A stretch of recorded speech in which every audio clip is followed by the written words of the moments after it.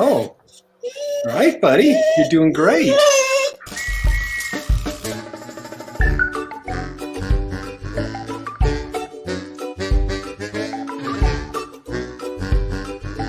Welcome to Dog Hugs, your daily dog show, sponsored by Yummy Combs. Love your dog longer. On today's show, all the president's pets, cats, dogs, even some alligators. Supermodel of the Week contest. Let's go have some fun.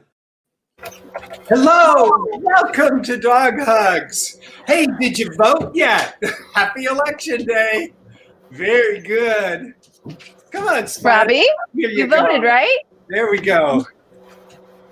Here we go. So, on today's show, we want you also to vote for the Supermodel of the Week contest. It's a chance for you to vote every week on your favorite dogs, and you can post dogs to the Facebook page and join in. And all you have to do to vote for a Supermodel of the Week is like, share, or comment on any or all of your favorite dogs. So here's today's Supermodel of the Week contest.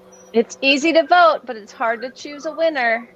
You get to actually vote every day. I always love to play the game. What kind of breed is this? Well, goodness gracious, you know what? It looks like a German Shepherd, but I think it's a German Shepherd Husky mix now that I see it. That it's got some silver in it? Yes, and there's a gorgeous Chihuahua. Some baby silver, maybe? Possibly, but it might be just a straight, Nubs might be just 100% GD. I mean, seriously, could be German Shepherd 100%. Yeah. What a beautiful name, Nubs. Nubs. Yeah. That's fun. And Kissy Pup, a little Chihuahua with flying ears. I say those ears. Unbelievable. And Tucker could be anything. Tucker gets into our contest almost every week. I love that. I love you, Tucker. Yes. What a gorgeous nose. Yeah. That's a good photo. Yeah, that is a classic. Yeah, that's right, buddy. Yeah. Yeah, now next time we do a show on the dog's nose, we're going to have to use this picture of Tucker as a model here. I mean, is that definitely like the most poopable nose ever? Yes. So cute. Yeah, those are two big tunnels there. All right. That should be They caught him on the intake of air. Yeah. Biscuit. And so now, Biscuit, what do you body, so his body doesn't look big enough to be a German Shepherd, and his ears go out instead of up, but I can't tell in the picture very well. So he could be very easily a mix of Lab and a Keishan all the way to a full-blooded German Shepherd. Yes. It's hard to tell exactly what's going on there, but just to make a guess. Geraldine, lift up the book that you use to show folks. Yeah, it's like, this is like the best book. Show it again. Yeah. This one's really old, and I have a lot of obviously notes. Like I don't dog ear the pages. I use little Post-it notes. But this is an old book. This is from the 70s, back when I became a dog trainer. Shh. And I love this because it has a lot of breeds that don't exist anymore. Oh wow! Because there's a lot of the breeds we have today are a mix of breeds from back in the day, and some of those breeds don't exist anymore. So this is a really great way for me to source a mix if I'm trying to figure out what's going on with a customer's pet. It's my little Bible. So it's been a fun one. Yes, indeed. And now let's see. Let's get the video back up. How do we do that? There we go. Back to Biscuit. Biscuit. Okay, just can't imagine a German Shepherd named Biscuit. And here comes our winner. So put your name, in there. This dog is going to be on your Facebook Drum roll. Week up at the banner, and their winner is Bowser. Bowser, love him. Right. Poodle. He could be a poodle. He could also be a Labradoodle. I can't see his body. He has a big nose, nice big nose, but a shorter muzzle. And a true poodle usually has a little bit longer, skinnier muzzle. Yeah. So not positive.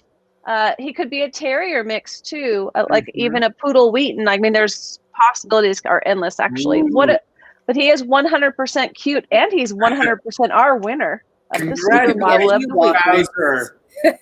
Congratulations to everybody who is in the finals and who entered the show.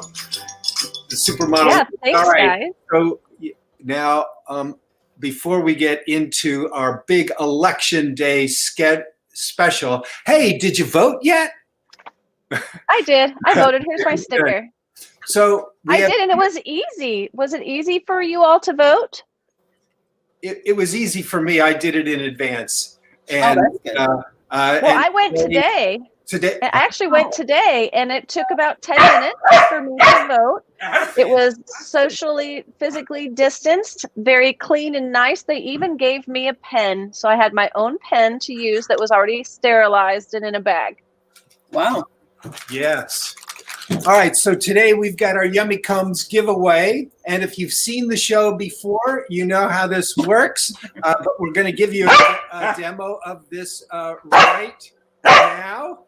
So he's demanding his Yummy Comb. Put a comment in, and it looks like we've got a few started with us already. Fantastic! You are going to get numbers. Spider is so on it. He's going to take you out for that. And that's fantastic. You are automatically entered in the Yummy Combs giveaway just by putting a comment there. And so the way we draw your numbers is Robbie will assign you a number, then we number the bingo balls with the number, and we put the bingo balls into the dryer. Excuse me, it's not the dryer, it's the Maytag bingo spinner. And give the balls a tumble. And then stop. And then Spider goes and picks our winner. And let's see who it is. And if this would have been the actual drawing, your number would have been 0. I didn't know 0 was supposed to be an option. Yeah, it stands for 10. Oh, okay. Yeah. We have a whole system worked out. If we get more than 10, we have like 2 sets of balls, and anyhow, it's a math puzzle. And Spider deserves great reward for working to learn how to retrieve the number that Larry whispers in his ear. Just kidding. I got the most important part. Right. You did. Spider, go get a ball. Is there a ball in there? Go get it. Attaboy. The most important part is that Spider gets his Yummy Comb, his dental treat that has all kinds of glucosamine and other great vitamins. See you later, bud. Okay, you're welcome. I have to tell you, when I'm out on the road and I meet a dog, and I don't have very many videos this time because not many dogs were out due to COVID, but that dog follows me around the store because of that. Yes, and tomorrow on our show, I actually am filming today what we're going to show. I'm sorry, Thursday on the show, I'm using Yummy Combs to train Senna to do footsies. So this is fun because he learns faster every time I have a Yummy Comb. Yeah, that's going to be a super fun show on Thursday. All right. Well, we're just about to get into today's big special, All the President's Pet. And first, this word from our sponsor. And if I do this right, we will be right back. This will be a memory of Halloween. Just love those costumes. Aren't they great? And look at those tails.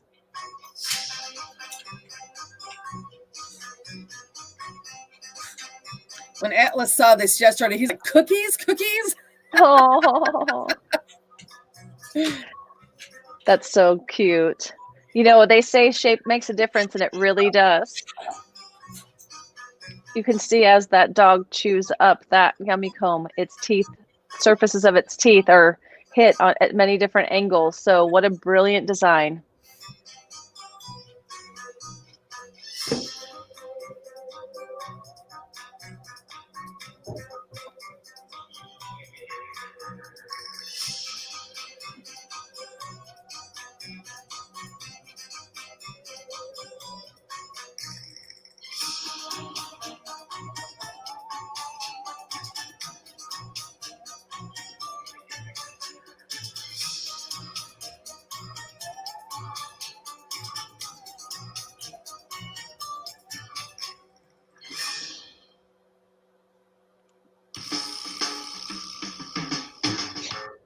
All right, and welcome back. All right, now we're going to get into our big feature of today, all the president's dogs. Oh, by the way, did you vote yet? And if you haven't, after our show, scurry over and vote. Yes. We need you to vote. There you go. Okay, so here we go. We're going to have all kinds of fun facts here about all the president's pets, including dogs. Now, first thing, let's see if I can get, I hope this thing works today. There we go.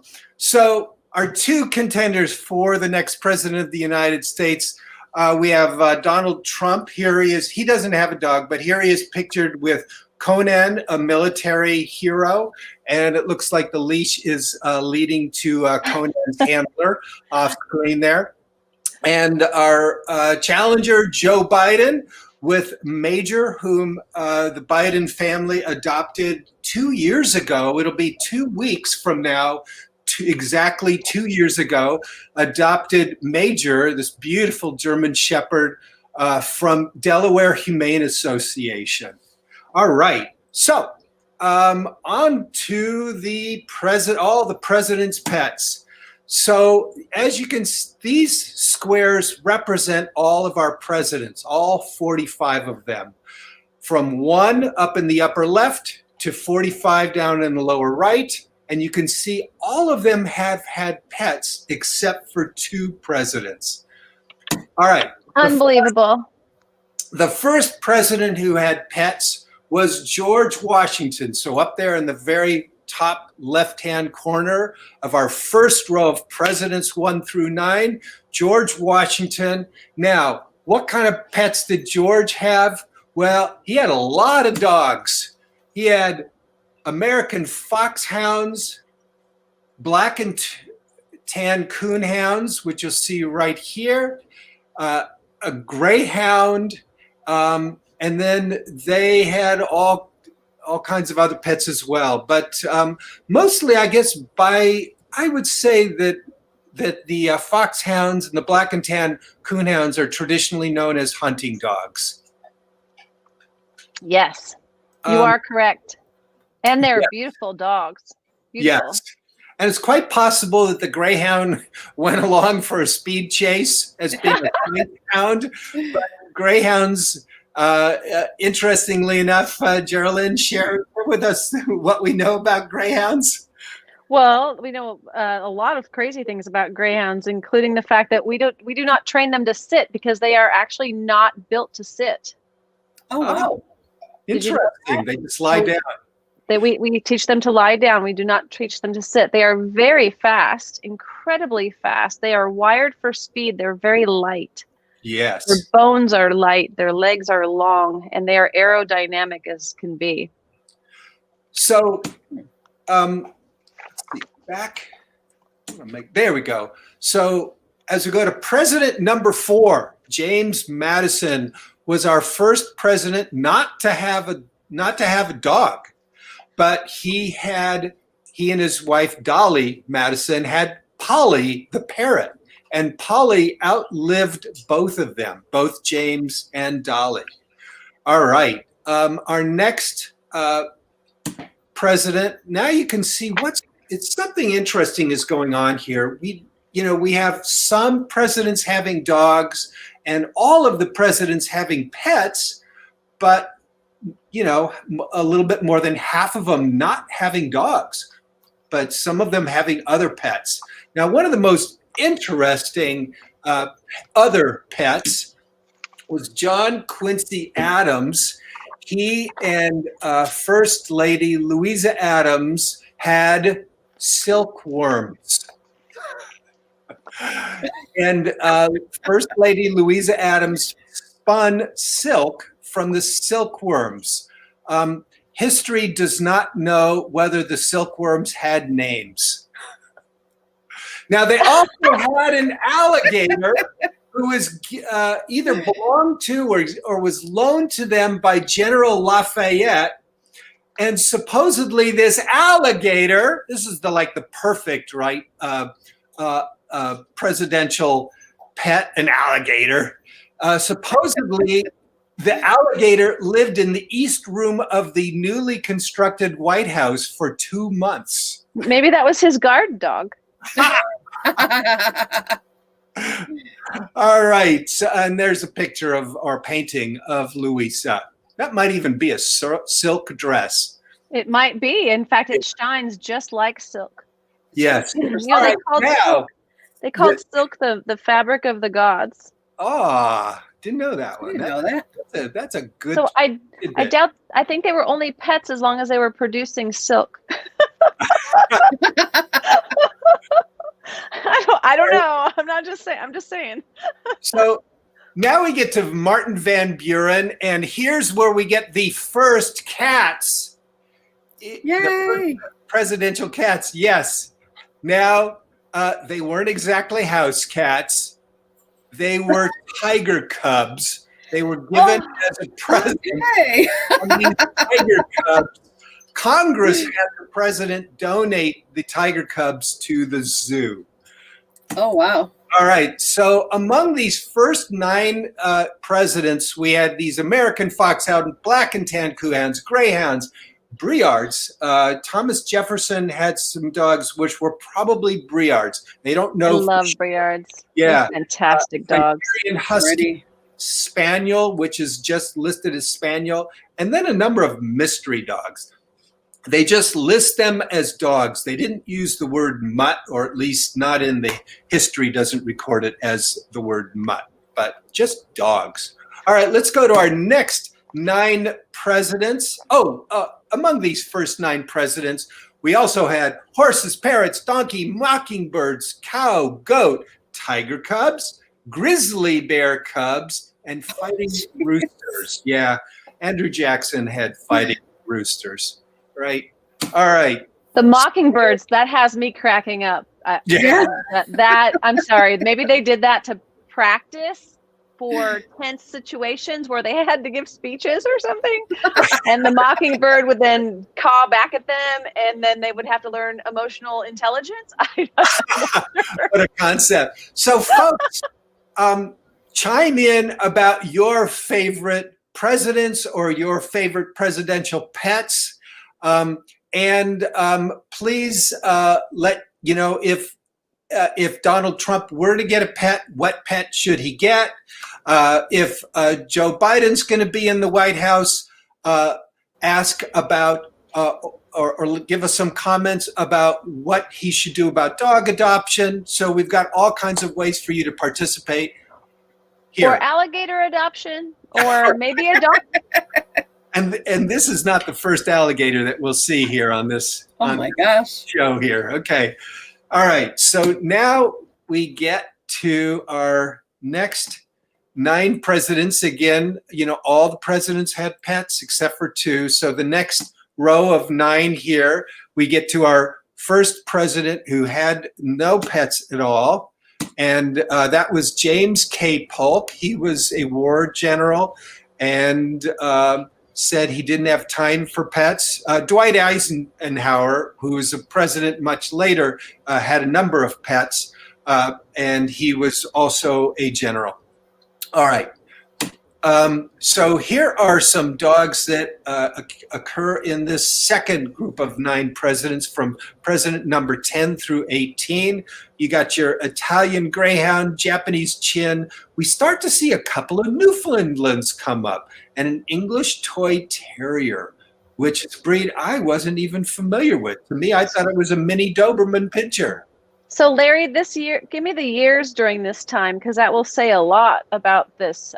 This will take us all the way up from about 1820 to 1880. So if you think about it, there was ship travel via those large ships and pirate ships, and trading going on. So what a neat display here of some of the possible trading that went on during that time of those breeds from those countries. That is really interesting. Mm-hmm. Yeah, I'm noticing that these are from very exotic at that country. Cool. Yeah. So that's most likely how that happened, and how those those dogs came over as gifts for the president, or in some fashion came from other countries and joined us here in the United States. Yes. What an amazing overview right there. Yeah. So we also at that time had horses, goats, rabbit, mice, canary, birds from Japan, an eagle, and a turkey. And we'll tell some stories of some of those pets as well. We've talked about Abraham Lincoln and his dogs before on this show. This is Fido. He was the first celebrity pet among the presidents. And it's so interesting. Fido history lists as a mongrel of indeterminate race. You know, maybe a mutt, maybe some Labrador, maybe some hound. I don't know, Geraldine. You got any? Well, I'm looking up mongrel, and it's here. No, it's really here. I'm not kidding. I know you're gonna laugh. I am laughing. Mongrel is on page breed. 52. Page 52. All right. Mongrel. Well, you guys talk amongst yourself while I look at the mongrel. So, Lincoln loved animals. In fact, biographer Michael Burlingame wrote that at an early age, Lincoln's outrage at the mistreatment of animals foreshadowed his indignation at the cruelties of slavery. Wow. And now, this is, Robbie, you'll be happy to know, this is when we have our first White House cats. Yay. The first White House cats happened, 70 years after the founding of our country. And they were named Tabby and Dixie. And Lincoln said that his cat was smarter than his whole cabinet. And the whole cabinet, they were a team of rivals. In fact, if you're a history geek and a president geek like me, there's a wonderful book by Doris Kearns Goodwin called Team of Rivals, that the movie Lincoln was based on her fantastic book.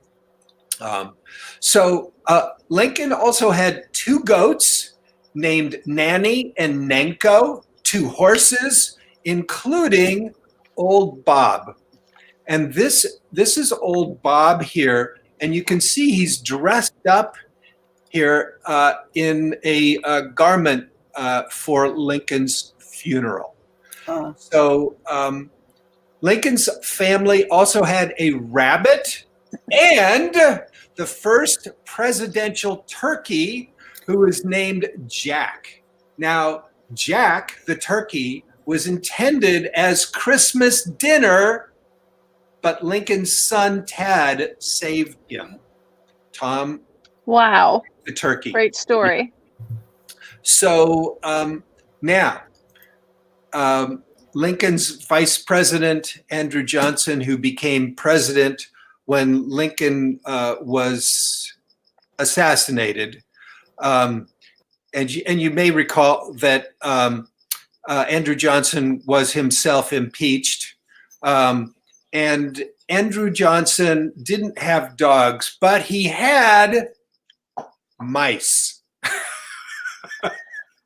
I love mice as pets. I had rats as pets growing up, and they're so fun. They really are, and they're easy to train. They're just lovely, and they don't eat very much, and they poop really tiny.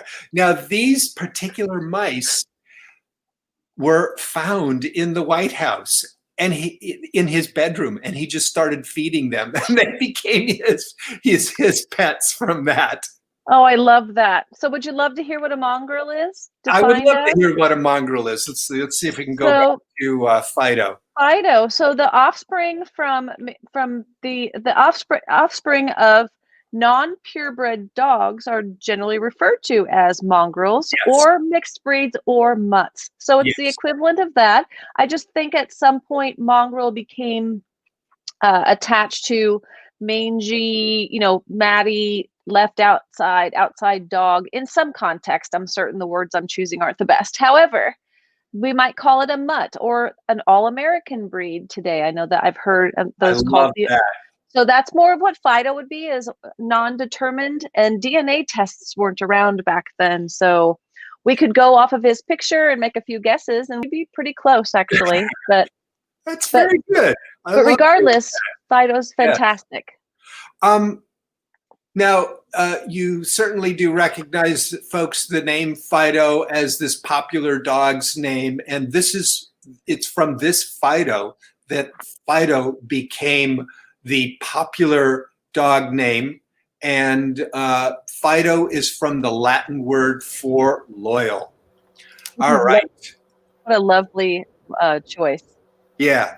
All right. So there we go. There's our presidents 10 through 18. Now we get presidents 11 through 27, and they all had pets. And notice all but 2 of them had dogs.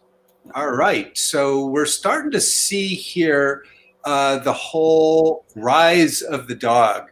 Notice again, in that first row of presidents, how many presidents didn't have dogs, and now fewer and fewer. Now this one here, we'll get to this one, William McKinley. This is the last president before Trump not to have a dog. Wow. Okay. Yeah. Amazing. All right. So first, Rutherford Hayes. Oh my gosh. This guy had a lot. Look at this. Cocker Spaniel, Newfoundland, English Mastiff, Greyhound, Miniature Schnauzer, and dogs. Mongrels, Geraldine. Mongrels. Yeah. 8 dogs. Wow. Great dog. Great names, actually. And for big all their... ones mostly. Pardon me? I mean, big ones mostly. Big ones. Because if you think about it, Cocker Spaniels back in the day were bigger than they are or they were bigger back then. They've actually slowly bred them smaller. Oh my gosh.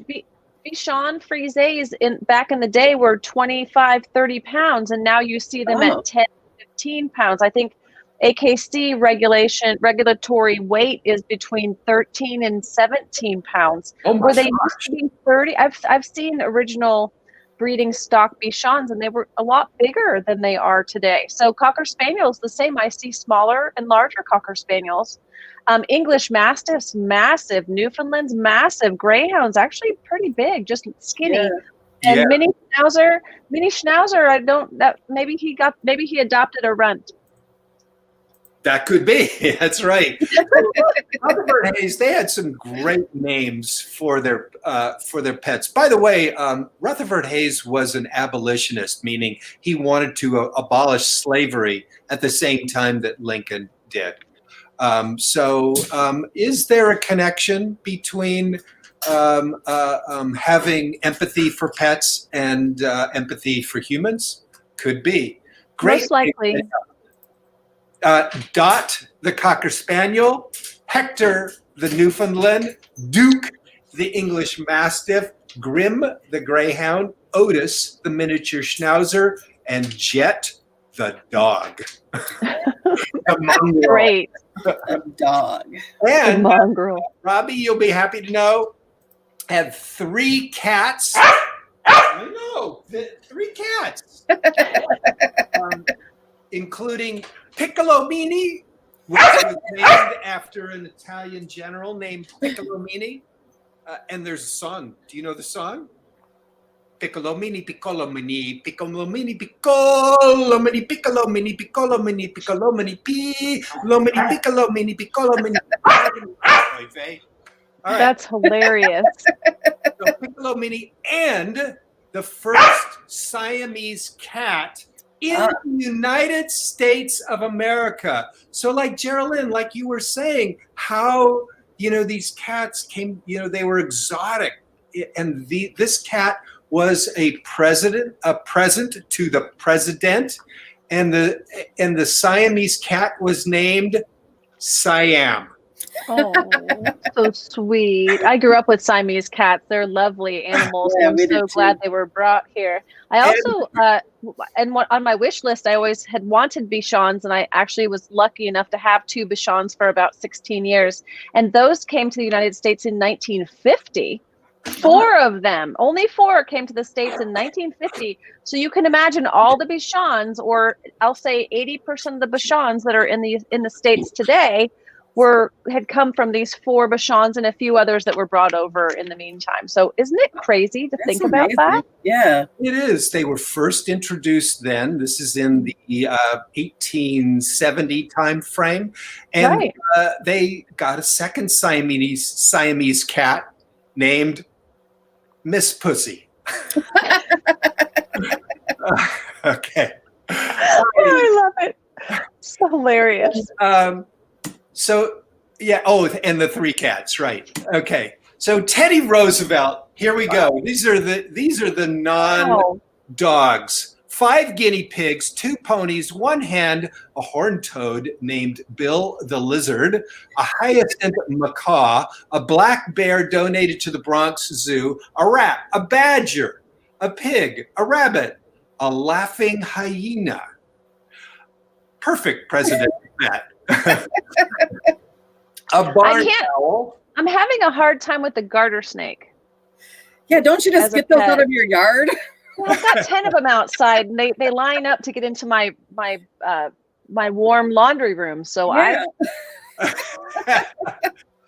Well, this garter snake was named by Roosevelt's daughter, Emily Spinach. That's hilarious. Spinach because the garter snake was green, and Emily because she was skinny like her Aunt Emily. Oh my God. Oh, that's cute. Yeah, and a 1-legged rooster. Now, Roosevelt also had cats, 2 cats named Tom Quartz. Tom Quartz was a character in a Mark Twain story, and Slippers, who is pictured here. Slippers was a 6-toed cat who would attend formal dinners, and the President Roosevelt would pick up Slippers and carry him to the dinner to put in his wife's lap. I think she fed him. So Slippers knew exactly when to show up and where to position himself to get into these state dinners.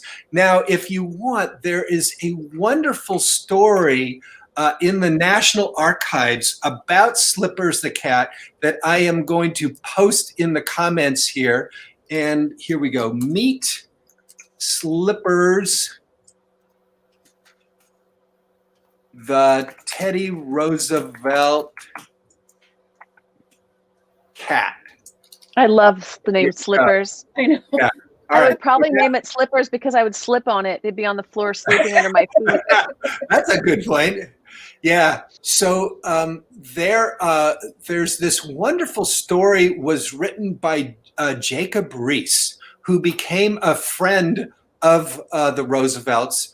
Now, if you guys are history geeks like me, you may recognize this name, Jacob Riis, R-I-I-S. He, at the time, was a very well-known journalist and social critic, and he wrote about Slippers the cat.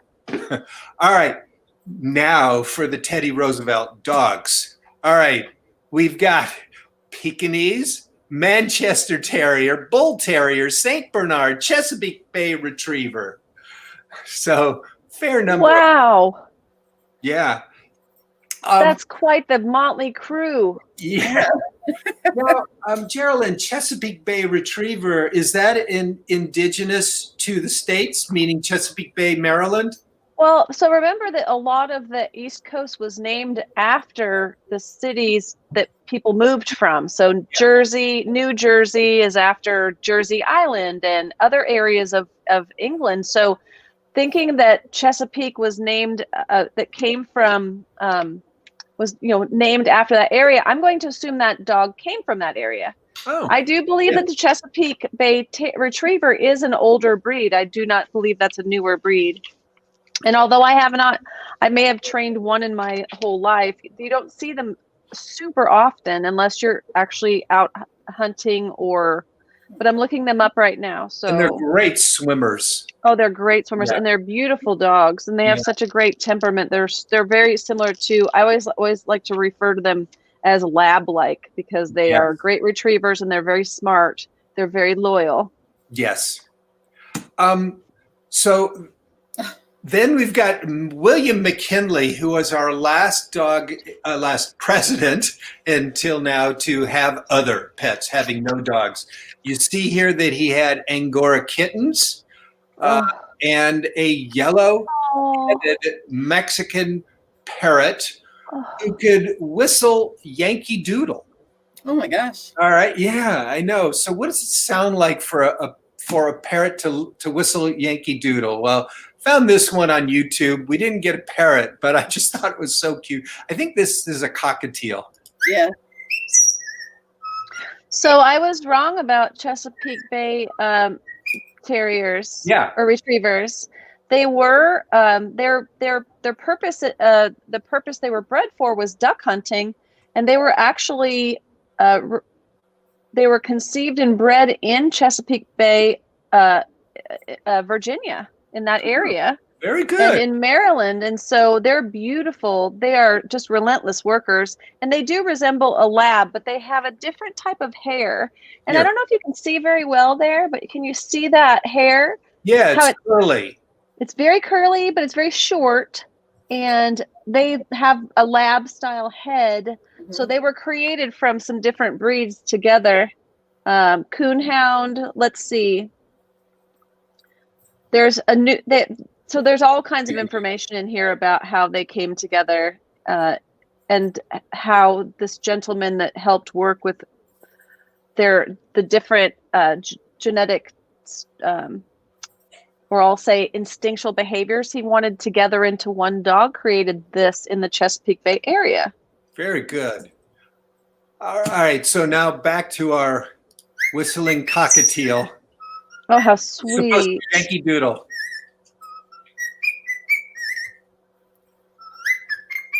I love the parakeets just kind of looking on. It's like, whatever, dude.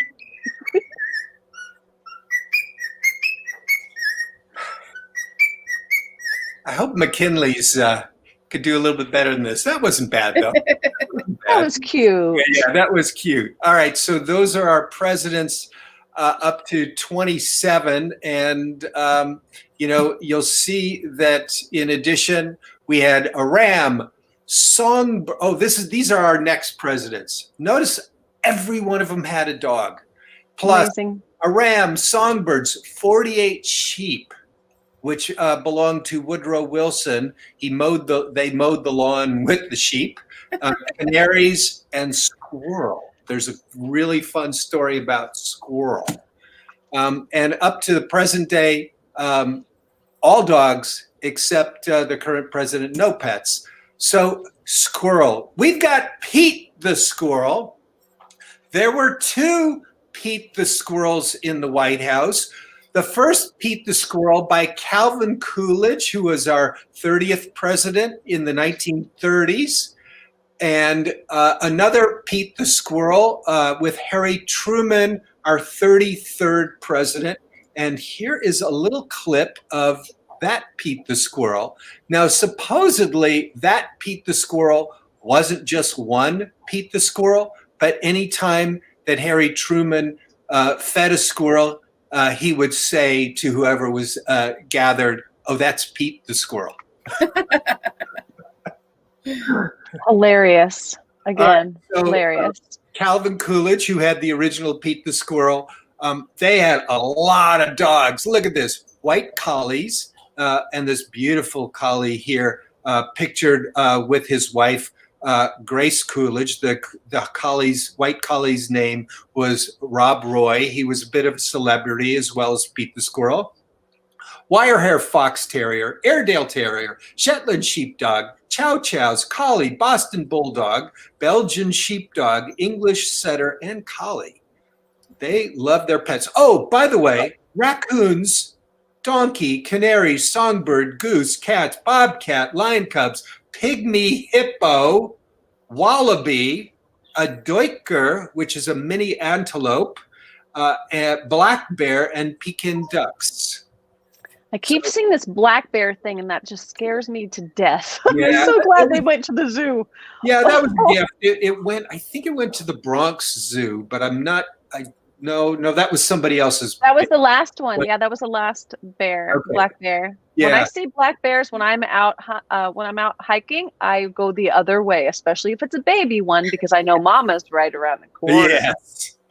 All right. So another big celebrity dog was Fala, Franklin D. Roosevelt's Scottish Terrier, and Fala is memorialized in the FDR, Franklin D. Roosevelt National Monument in Washington, D.C.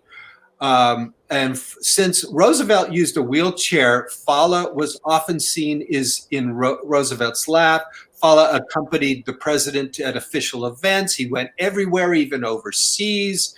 Fala was a superstar. FDR was great at media. He did newsreels, and here is a little newsreel from Pathé. It's on YouTube. This is the story of a famous man, his dog, and the farm. At 7 every evening, the little dog enters the great man's study, and the great man, whose name is Franklin, knows what Fala, that's the dog's name, wants. But before he gets it, the little Scotch Terrier Watch the tricks. Fala enjoys that because he knows that when he's done them, he'll be much nearer that tasty dish. Sit pretty. And while Fala eats, the great man will think to himself, the more I hear of the Nazis, the more I love my dog. All right. Now I love those. I love that breed. That's another really fun, smart. I call them mops though, because they clean your floor when they walk around if they have a skirt. Oh yeah. They're the best broom ever. You can just shake them out. They're awesome. Yes. So then we also had dogs that got into the news more recently. Richard Nixon, among his pets, was Checkers the dog, who was a gift. And there is a famous speech called the Checkers speech, where Nixon was under siege very early in his career for having taken some foreign gifts, including this dog Checkers that his kids loved. So there was a little bit of dog controversy. There was also some dog controversy with President Lyndon B. Johnson with his beagles, him and her. Johnson was seen pulling their ears. And that is when folks began to say, you don't want to pull a dog's ears. It's not fun anymore. And this is now in the 1960s, and people are really waking up to treating dogs, with more kindness. Now, the Kennedys, boy, did they love their pets. Poodle, Welsh Terrier, Cocker Spaniel, Irish Wolfhound mix, German Shepherd, Doberman Pinscher, dog. Cat. And a cat. Yeah, what a brave cat, huh? Yeah, and really. Very. They had a pony, Macaroni, a Shetland pony called Macaroni, and among three horses, hamsters, rabbit, canary, and parakeet.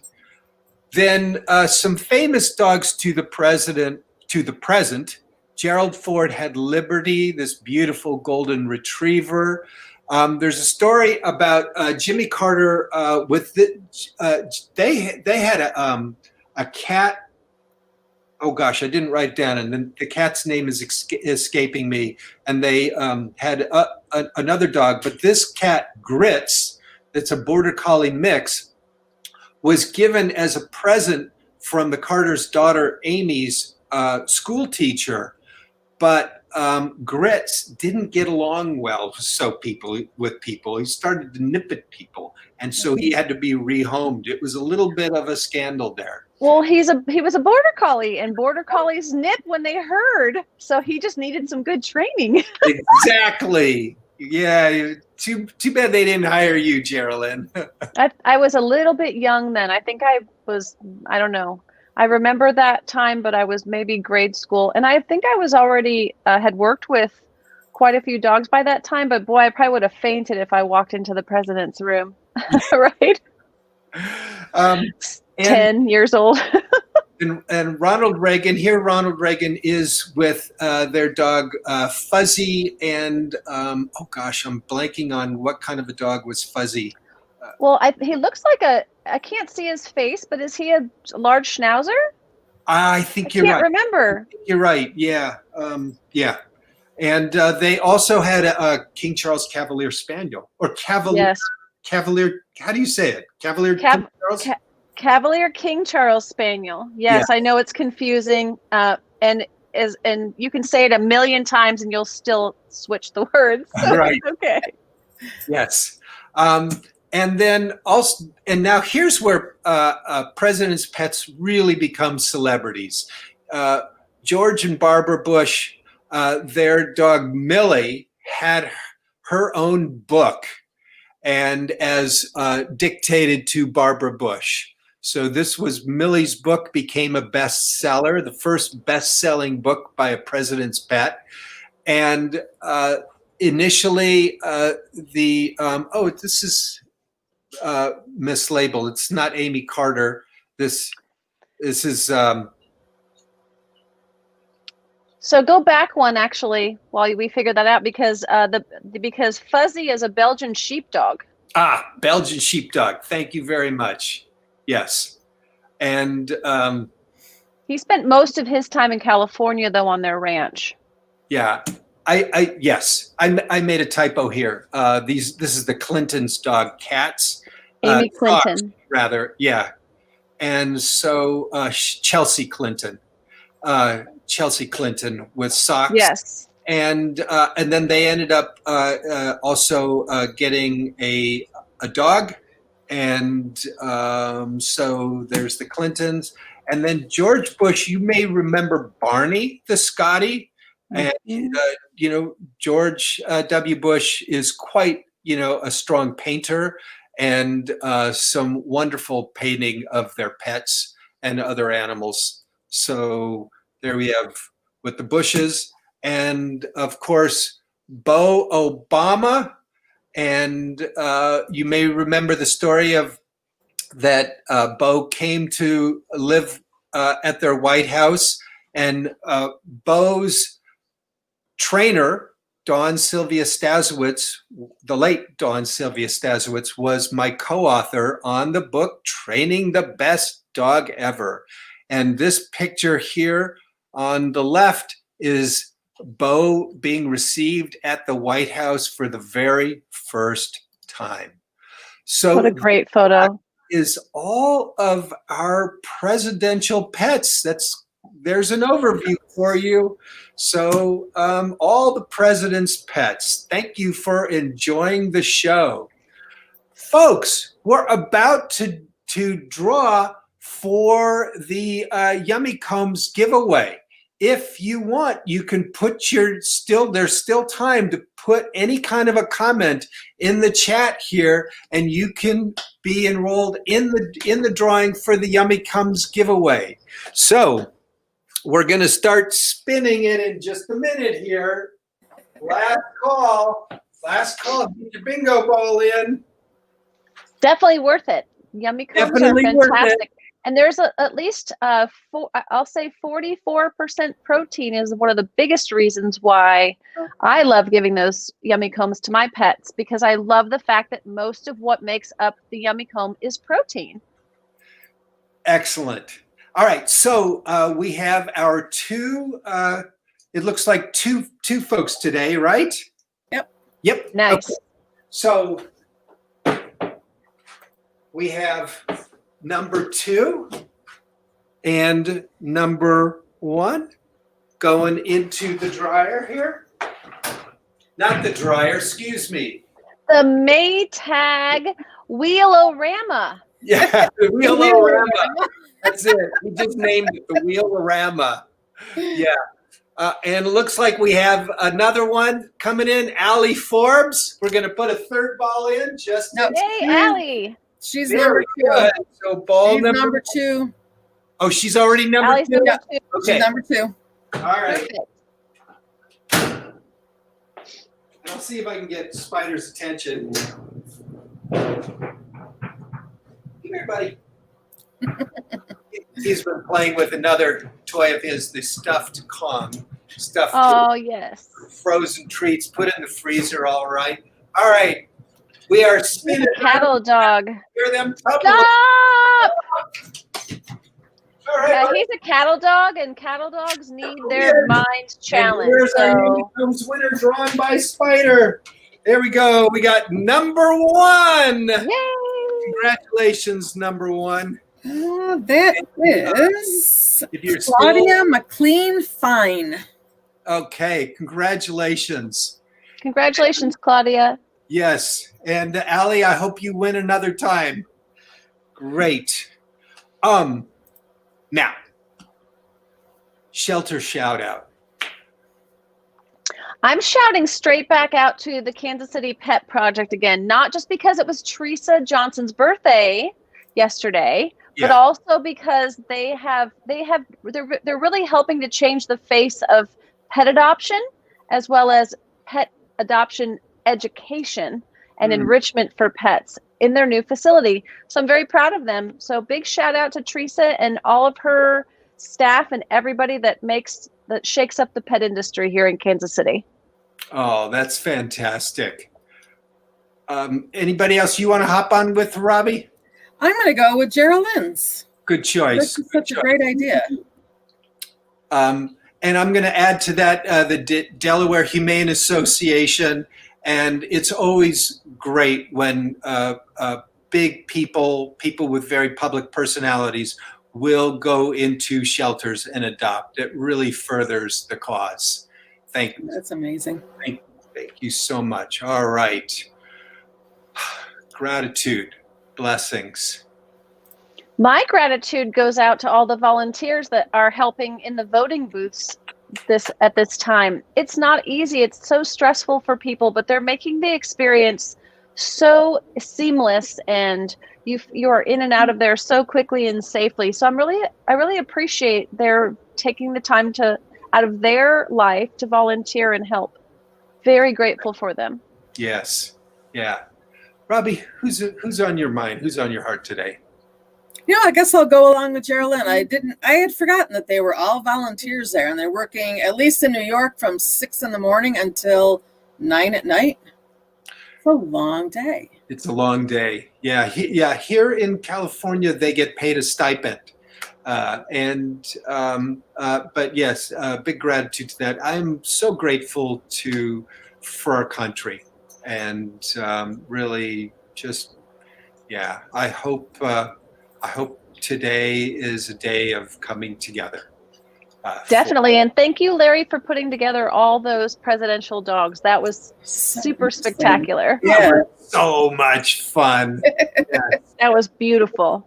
All right. Thank you so much, folks, for joining us today. And big dog hug. Big dog hugs to everybody. All right. Bye now.